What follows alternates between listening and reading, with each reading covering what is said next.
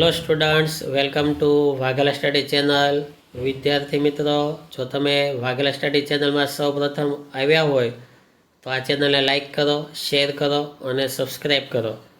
હવે વિદ્યાર્થી મિત્રો, તમને ખ્યાલ હશે કે આજે આપણે ધોરણ 12, ધોરણ 11 આર્ટ્સનો વિષય ભૂગોળનું સોલ્યુશન લઈએ છીએ. તેમાં વિભાગ એ અને બીનું સોલ્યુશન અપાઈ ગયું છે. આજે વિભાગ સીનું સોલ્યુશન લેવાનું છે. તો વિભાગ સીની વાત કરીએ તો તેમાં પ્રકરણ 1 તેમાં 6 સવાલો છે. હવે તેના જવાબો અસાઇનમેન્ટ સામે રાખવી અને આ રીતે બધા સવાલના જવાબો છે. જો ચોથો સવાલ છે કે માનવ ભૂગોળના કોઈ પણ 4 વિભાગો જણાવો, તો જવાબ આર્થિક ભૂગોળ, રાજકીય ભૂગોળ, સામાજિક ભૂગોળ અને વસ્તી વિષયક ભૂગોળ. સવાલ પહેલો છે, હાલની વૈશ્વિક સમસ્યાઓ કઈ કઈ છે?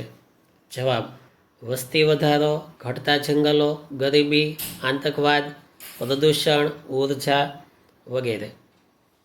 પાંચમો સવાલ, વસ્તી ભૂગોળ એટલે શું?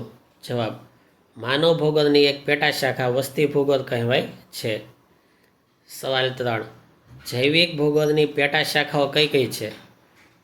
2 છે, પ્રાણી ભૂગોળ અને વનસ્પતિ ભૂગોળ. ત્રીજું પારિસ્થિતિક ભૂગોળ. ચોથું પર્યાવરણીય ભૂગોળ. બીજો સવાલ, ભૌતિક ભૂગોળના 5 પેટા વિભાગો ક્યાં ક્યાં છે? જવાબ પહેલું ભૂ સ્વરૂપ વિજ્ઞાન, બીજું આબોહવા વિજ્ઞાન, 3 સમુદ્ર વિજ્ઞાન, 4 જમીન વિજ્ઞાન, 5 જળ વિજ્ઞાન. છઠ્ઠો સવાલ, સમુદ્ર વિજ્ઞાન એટલે શું?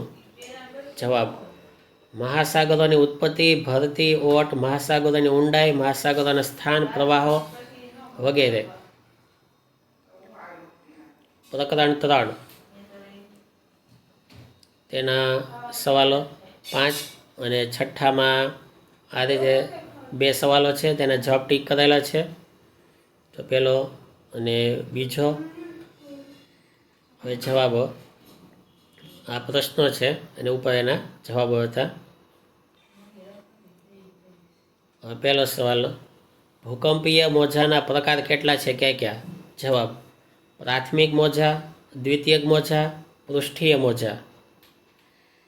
પાંચમો સવાલ, પૃથ્વીની આંતરિક રચના અનુસાર કેટલા વિભાગો પડે છે? જવાબ 3 વિભાગો. પહેલું ઘનાવરણ એટલે કે મૃદાવરણ, બીજું મિશ્રાવરણ, ત્રીજું ભૂગર્ભ એટલે કે નીફે. સવાલ 3, સાયમા સ્તરમાં કયા ખનિજ તત્વો આવેલા છે? જવાબ શિયાળની નીચેના પડ કે સ્તરને સાયમા કહે છે. સવાલ 2, મિશ્રાવરણ એટલે શું? જવાબ મૃદાવરણ નીચે આવેલા આવરણને મિશ્રાવરણ કહેવામાં આવે છે. સવાલ 4, ભૂગર્ભ વિશે આપણું જ્ઞાન ખૂબ જ સીમિત છે, શા માટે? જવાબ પૃથ્વી સપાટીથી પૃથ્વીનું કેન્દ્ર લગભગ 6370 કિમી ઊંડે છે અને પૃથ્વીના કેન્દ્ર સુધી પહોંચી તેના આંતરિક સ્વરૂપને નિહાળવું શક્ય નથી. તેથી પ્રકરણ 4 તેના સવાલો 5 સવાલો છે. જવાબ પહેલો, જ્વાળામુખીના પ્રકાર જણાવો. 3 પ્રકાર છે. પહેલું સક્રિય જ્વાળામુખી કે જે જ્વાળામુખીથી લાવા, વરાળ, વાયુઓ અને અન્ય પદાર્થો નીકળવાની ક્રિયા લગભગ સતત ચાલુ રહેતી હોય તેને સક્રિય જ્વાળામુખી કહે છે. સુપ્ત જ્વાળામુખી એટલે શું? વર્ષો સુધી શાંત રહેલો જ્વાળામુખી ફરીથી પ્રસ્ફોટન પામે તેને સુપ્ત જ્વાળામુખી કહે છે. 3 નિષ્ક્રિય જ્વાળામુખી, જે જ્વાળામુખી મૃત બની ગયો હોય અને ભવિષ્યમાં તેમાં વિસ્ફોટ થવાના કોઈ લક્ષણો જણાતા ન હોય તેને નિષ્ક્રિય જ્વાળામુખી કહે છે. ચોથો સવાલ, વિશ્વના મહત્ત્વના જ્વાળામુખીઓના નામ લખો. જવાબ એટના ઇટલીમાં, સ્ટ્રોમ્બોલી મિસિસિપીના લિપારી ટાપુ, કોટોપેક્સી, ક્રાકાટોવા, એકોન્કાગુઆ, ફુજીયામા, કિલીમાંજારો, માઉન્ટ પોપા, કોહ સુલતાન, વિસુવિયસ વગેરે. 5મો, જ્વાળામુખીનું પ્રસ્ફોટન કુદરતી આફત છે, કેવી રીતે? સવાલ બીજો, ભૂકંપ થવાના કારણો જણાવો. જવાબ. પૃથ્વીના પેટાળના ખડકોમાં વિક્ષોભના સ્ત્રોતથી પેદા થનાર તરંગિત કંપનને ભૂકંપ કહે છે. ભૂકંપના મુખ્ય કારણો આ મુજબ છે: સ્તરભંગ પ્રક્રિયા, જ્વાળામુખી પ્રસ્ફોટન, ભૂસંતુલન પરિસ્થિતિ, પાણીની વરાળ અને માનવી. સવાલ 3. ભૂમિગત અણુધડાકા નુકસાનકારક છે, સમજાવો. જવાબ. માનવી દ્વારા ભૂમિગત અણુધડાકા કરવામાં આવે છે, જેને કારણે સ્થાનિક કૃત્રિમ ભૂકંપ થાય છે. નિર્જન પ્રદેશો કે દૂર મધદરિયે આવેલા ટાપુઓમાં ભૂગર્ભ અણુધડાકાઓ કરવામાં આવે છે, તેના કારણે પણ સ્થાનિક ભૂકંપ થાય છે. પ્રકરણ 6. પહેલો સવાલ. પ્રસ્તર ખડકો કોને કહે છે? તેના પેટા પ્રકારો કયા કયા છે? જવાબ. અપક્ષરણ અને ઘસારણ બળોના પરિણામે આગ્નેય ખડકો તૂટે છે. તૂટેલા ખડકો મહાસાગર, સાગર કે સરોવર જેવા જળાશયો અને તળિયે જમાવટથી બનતા ખડકોને પ્રસ્તર ખડકો કહે છે. સવાલ 2. ખનિજના 4 લક્ષણો જણાવો. દરેક ખનિજને પોતાની ઘનતા હોય છે. પ્રત્યેક ખનિજની સપાટી સૂર્યપ્રકાશનું પુનરાવર્તન કરે છે. ખનિજને પોતાનો રંગ હોય છે. સવાલ 3. સેન્દ્રિય ખડક એટલે શું? જવાબ. કાંપની સાથે જીવાવશેષો તથા વનસ્પતિના અવશેષો દટાઈ જાય છે, ત્યારે કાળક્રમે તેમાંથી જે ખડકો તૈયાર થાય છે, તેવા ખડકોને સેન્દ્રિય ખડકો કહે છે. સવાલ 4. જમીનની સ્તર રચનાના વિભાગો કયા કયા છે? જવાબ. એ સ્તર, જૈવિક દ્રવ્યોનું. બી સ્તર, ઉપસ્તર. સી સ્તર, અપક્ષિત સ્તર. ડી સ્તર, તર ખડકો. 5મો સવાલ. જમીનના મુખ્ય પ્રકાર જણાવો. પહેલો, સ્વસ્થાનીય જમીન. બીજી, સ્થળાંતરિત જમીન. 6થો સવાલ. આગ્નેય ખડકોના પેટા વિભાગો જણાવો. તેમાં પહેલું અંતસ્થ, બીજું મધ્યસ્થ અને ત્રીજું બાહ્ય આગ્નેય ખડકો. હવે પ્રકરણ 7. 6 સવાલો. પહેલો જવાબ. ગેડ પર્વતની નિર્માણ પ્રક્રિયા સમજાવો. સવાલ 2. ભૂમિગત જળનું નિક્ષેપણ કાર્ય લખો.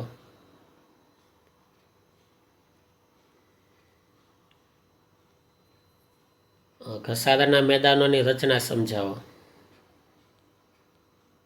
4થો સવાલ. મુખ્ય ભૂમિ સ્વરૂપો કેટલા છે, ક્યાં ક્યાં? 5મો સવાલ. ભૌતિક ખવાણ એટલે શું? તેના પરિબળો જણાવો. 6થો સવાલ. રાસાયણિક ખવાણ એટલે શું? આ આકૃતિ છે, તેના 2 સવાલો છે. પર્વતોના મુખ્ય પ્રકાર કેટલા છે, ક્યાં ક્યાં? પર્વતોના મુખ્ય 2 પ્રકાર છે. પહેલું ભૂગર્ભિક પર્વતો, બીજું અવશિષ્ટ અથવા તો શેષ પર્વતો. પછી સવાલ 2. ભૂગર્ભિક પર્વતોના કેટલા પ્રકાર છે, ક્યાં ક્યાં? 4 પ્રકાર છે. પહેલું ગેડ પર્વત, બીજું ખંડ પર્વત, 3 ઘુમટાકાર પર્વત, 4થું જ્વાળામુખી પર્વત. પ્રકરણ 8. તેમાં આટલા સવાલો. તેમાં આ આકૃતિના પ્રશ્નના જવાબ પેન્સિલથી લખેલા છે. હવે સવાલ બીજાનો જવાબ. ઉષ્માવરણ એટલે શું? સવાલ પહેલો. વાતાવરણનું બંધારણ જણાવો. સવાલ 3. અક્ષાંશ આબોહવા પર કેવી અસર કરે છે? સવાલ 5. હવામાન અને આબોહવાની વ્યાખ્યા આપો.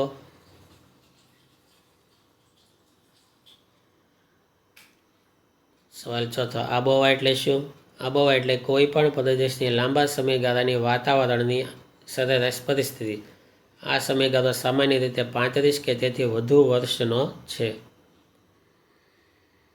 6થો સવાલ. વૈશ્વિક તાપ વૃદ્ધિના નિયંત્રણ માટેના પગલાં જણાવો.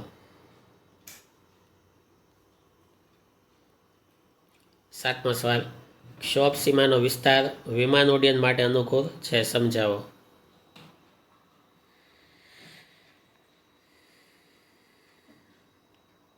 11મો.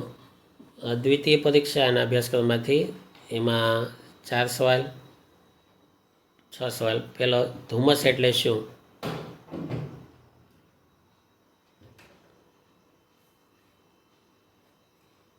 છઠ્ઠો સવાલ, સાપેક્ષ આર્દ્રતાના લક્ષણો જણાવો.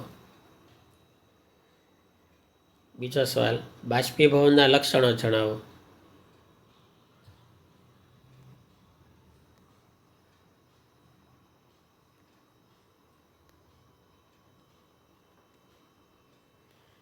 ચોથો સવાલ, વૃષ્ટિના વિતરણ પર કયા કયા પરિબળો અસર કરે છે. ત્રીજો, સાપેક્ષ આર્દ્રતા શોધવાનું સૂત્ર જણાવો. પાંચમો સવાલ, મુંબઈ અને પુણે વચ્ચે ઓછું અંતર હોવા છતાં મુંબઈમાં વૃષ્ટિ વધુ થાય છે. 13મો પાઠ.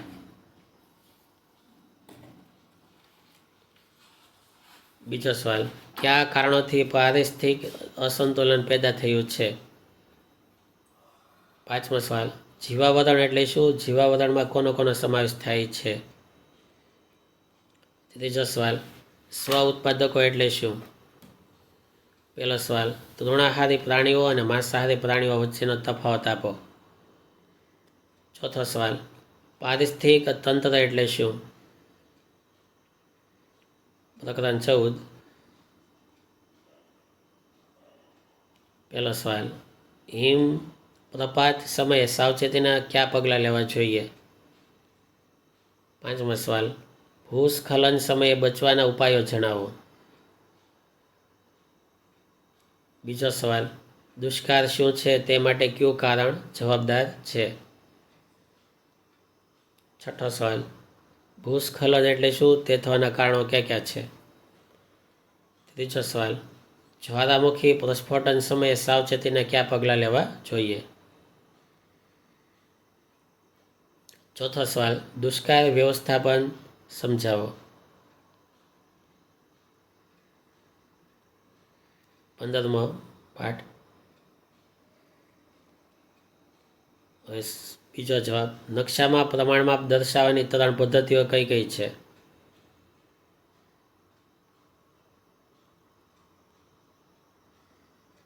પાંચમો સવાલ, પ્રક્ષેપ ક્રિયા માટે કઈ કઈ બાબતો જરૂરી છે. ચોથો સવાલ, નકશાના મુખ્ય અંગો ક્યાં ક્યાં છે. પહેલો સવાલ, સાંસ્કૃતિક નકશા એટલે શું. ત્રીજો સવાલ, રૂઢ સંજ્ઞાઓ એટલે શું. પ્રકરણ 17. 6 સવાલો. પહેલો જવાબ, સ્થળ વર્ણન નકશાની વ્યાખ્યા લખો. ત્રીજો, સ્થળ વર્ણન નકશાનો સૂચકાંક એટલે શું. ચોથો સવાલ, સ્થળ વર્ણન નકશામાં સાંસ્કૃતિક તત્વોમાં કઈ કઈ વિગતોનો સમાવેશ થાય છે. પહેલો, સ્થળ વર્ણન નકશામાં પ્રાકૃતિક તત્વો એટલે શું. પાંચમો, સ્થળ વર્ણન નકશા નિર્માણ કાર્યના દ્વિતીય તબક્કાની સમજ આપો.